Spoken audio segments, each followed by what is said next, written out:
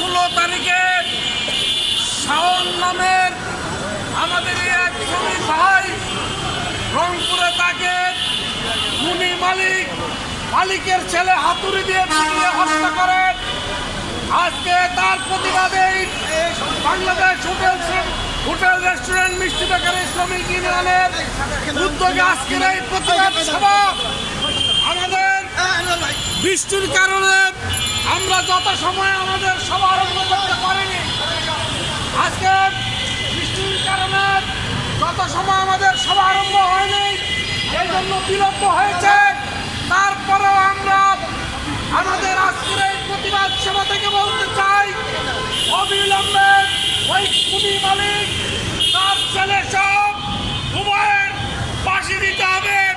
শাওন হত্যার উপযুক্ত বিচার করতে হবে এবং তার আজীবনের ক্ষতিপূরণ দিতে হবে।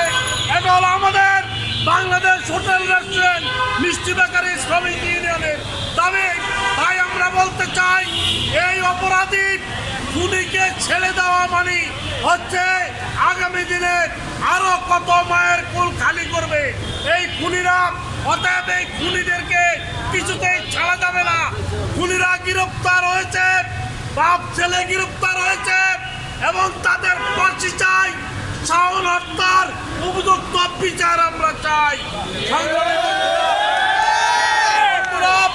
আমাদের ভাইয়ের রক্ত ধরিয়ে হত্যা করেছেন সারা বাংলাদেশের হোটেল রেস্টুরেন্ট মিষ্টি বেকারের শ্রমিকরা আজকে ঐক্যবদ্ধ হয়ে রাজপথে প্রতিবাদ করছে এবং প্রতিরোধ করে তুলব।